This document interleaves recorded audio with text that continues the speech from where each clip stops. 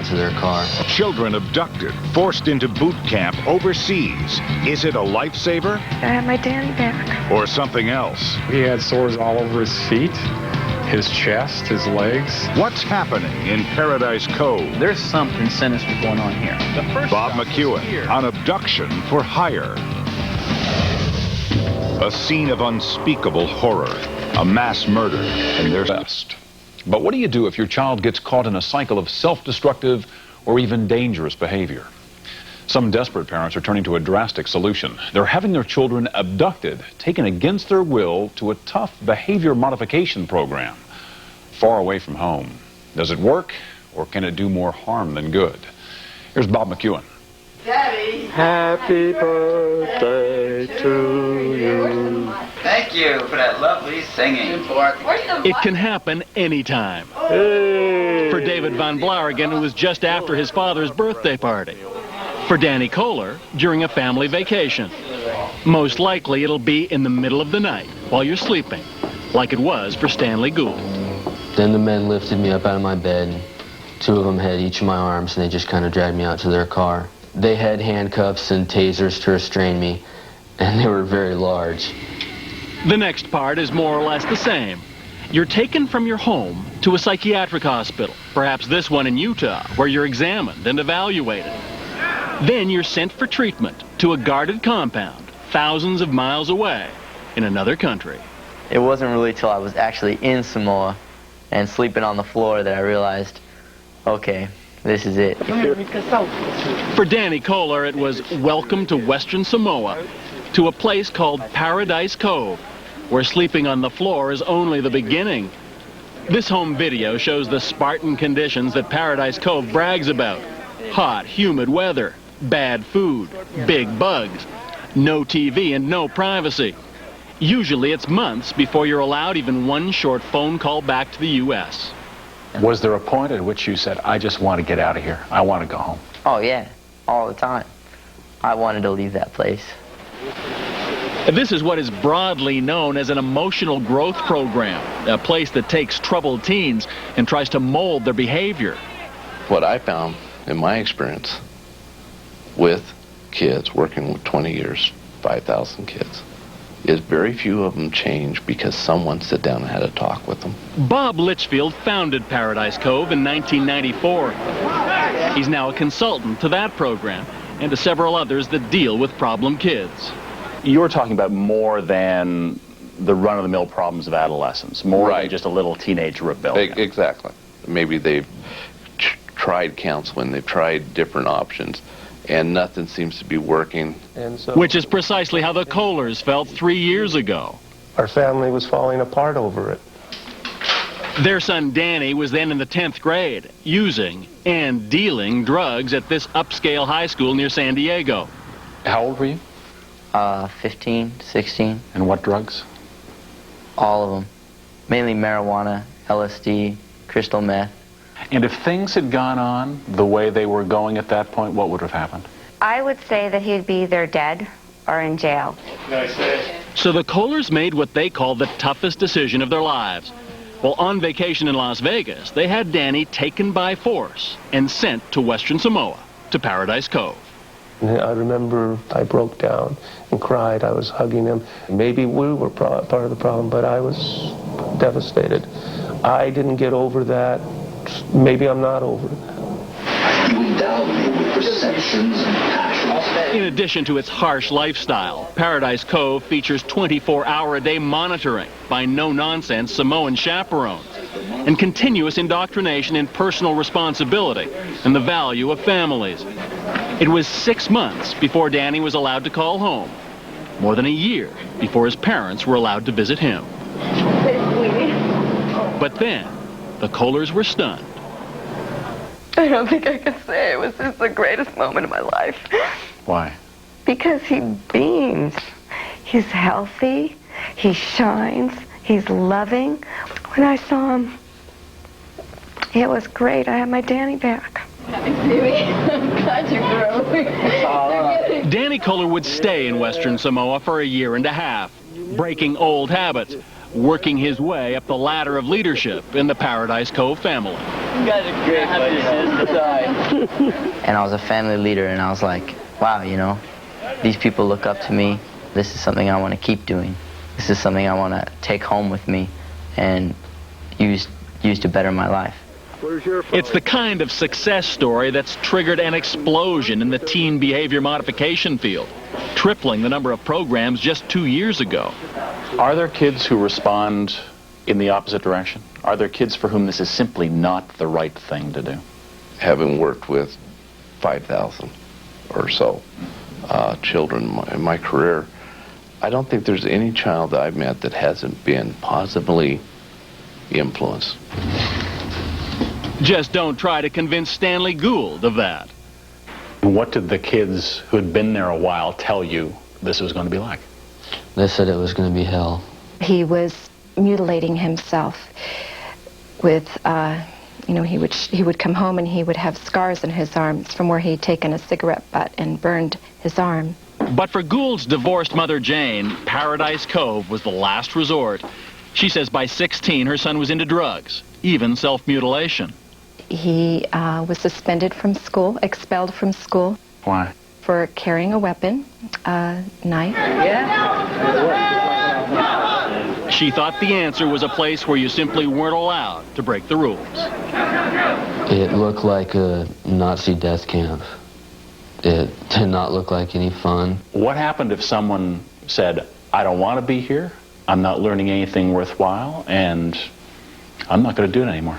Well, that would depend on who he said it to. He would either get a consequence or he would be physically assaulted. What would that entail? That would entail, you know, holding a kid's arm behind his back, punching him, kicking him, pushing him, throwing him. What is the policy at Paradise Cove concerning physical discipline or punishment? The policy really is that it's the last resort. It's only, there is no such thing as physical punishment. There's only physical restraint. In fact, the enrollment contract signed by Jane Gould and other parents allowed Paradise Cove to do a lot more than that. I think the contract mentioned handcuffs, pepper spray, electrical disablers. Okay, I don't think any of those, electrical disabler, pepper spray, mace has never been used, to my knowledge, of Paradise Cove. It was in the enrollment agreement for very rare situations where safety and life and limb were in danger. That specific clause has since been eliminated from the Paradise Cove contract. But Dateline spoke with other parents who had definite concerns about how their children were treated in Western Samoa. Okay, senora. One of those parents is pediatrician Ronald Skufka. Though the annual cost of Paradise Cove is $35,000, more than a year at Harvard, it had seemed worth it to cure the drug and alcohol addictions of his two sons, Nathan and James. At least that's what Dr. Skufka thought, until he discovered that the Samoan Health Department had investigated the program's sanitary conditions. The report found numerous problems, including overcrowding, poor sanitation, and inadequate cooking and washing facilities. They had no refrigeration and no running water, and they had no bathing facilities whatsoever. My son told me he did not see a bar of soap for 5 months. When Skufka was reunited with his older son, Nathan, he couldn't believe his condition. He had sores all over his feet, his chest, his legs, his arms, hands, and face. And he was a mess. Today, Eric Schluniger of Tulsa, Oklahoma is an active 18-year-old. But a couple of years ago, when his father Bill saw him after just a few months at Paradise Cove, he had sores on his feet and then all up his legs, and a lot of sores on his arms. I'd say about 80% of the people at least got ringworm sometimes when they were there. And scabies, I think, was another thing that people were getting. Back in the summer of 1996, the Western Samoa Department of Health threatened to shut Paradise Cove down if sanitary conditions there didn't improve. The people running the program made the required changes, and Paradise Cove has since been given a clean bill of health. But what most alarmed Bill Schluniger about the place he had chosen to help his son was what he says happened when he and his wife attended a support group in the U.S. for Paradise Cove parents. First, there were the rules. No one would take aspirin during this seminar. No one would drink Coca-Cola. No one would drink coffee, any caffeine products. There would be no one that should have sex during this program. And I thought, we've come into the wrong room. There's some, they're trying to recruit some people for a cult here, This is the wrong place for us. Even worse, the Schlinnegers say that as part of the program, one of the Paradise Cove speakers verbally attacked a skeptical mother. And he says, I could shoot you right now. I could blow your heads off, or I could just take you and rape you if I wanted to, and you couldn't do anything about it. And I said, well, right now, I'm ready to load up and go get my son. Because, there's something sinister going on here. That was when the Schlinnegers brought their boy home from Western Samoa. We felt bad about it. We felt, terribly guilty about sending our kid to a place like that. He's moving forward again with his life. I think it's taken him about a year to recover from Paradise Cove so that he can do that. Dr. Eric Nelson is a psychologist who treated Eric Schlinneger upon his return to the U.S. He was angry, he was hurt, he was scared, he was unsure what this experience was that he had been through. So he was essentially lost. Dr. Nelson also treated another boy, who he says still shows the effects of the treatment he received at Paradise Cove. In terms of really being almost bewildered by what this was supposed to have accomplished, a lot of anger, and really a sense that he had been brainwashed. Oh, I think it is brainwashing. It's 100%. Litchfield tells us he's not familiar with these individual cases, but he believes that Eric, Stanley, and the Skufka boys would have had a positive experience at Paradise Cove if they'd only stuck with it. And he says the same goes for the seminars. He claims that virtually all the parents who complete the 3-day program are satisfied with it. But according to Stanley Gould, 11 months at Paradise Cove was long enough. He claims that things seemed so bleak that some of the boys concocted a terrible plan to get out. The rumor was that if someone died over there, that the program would shut down for 6 months. And so a few kids had made a knife-like object, and they were planning on stabbing a kid in the neck and killing him so that they could go home. Even if it meant going home to jail, it was still worth it to them. Would I be shocked by that? No. Because... Really? An alleged plot by adolescents to commit murder, and that doesn't shock you? Believe me, these kids brought that with them. And if you're trying to say that the environment created that, no. No, they brought that with them. But if that's true, where are the child psychologists or counselors on the Paradise Cove staff? People trained to deal with such serious emotional problems. Now, if you read the brochures for Paradise Cove, what isn't there is any discussion of the experience or the expertise or the credentials or the academic qualifications of the people who are teaching these kids. Why is that? We hire people with good youth leadership, have some talent working with youth. I think I'm talented working with youth, but I don't have a, quote, college degree in that area. And so I personally don't believe it's necessary. But when you're dealing with troubled kids, and seriously troubled kids as you describe them, is it not necessary to have someone who knows about that in academic detail? They change because of the experiences in their lives. And so that's what we're after, an experience, not a counseling type of situation. Whether that's the type of shakeup that will help them in the long run or not, it can be questionable in some ways. Dr. Eric Nelson and other psychologists tell us that counseling is what most troubled teens need.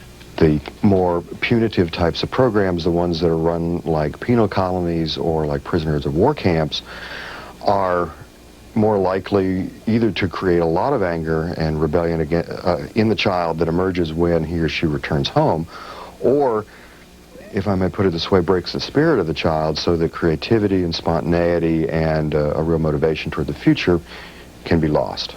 Bob Litchfield has provided Dateline with testimonials from dozens of happy parents, and he tells us that a recent internal survey shows that 96.6% of the parents whose children complete the program are satisfied with it.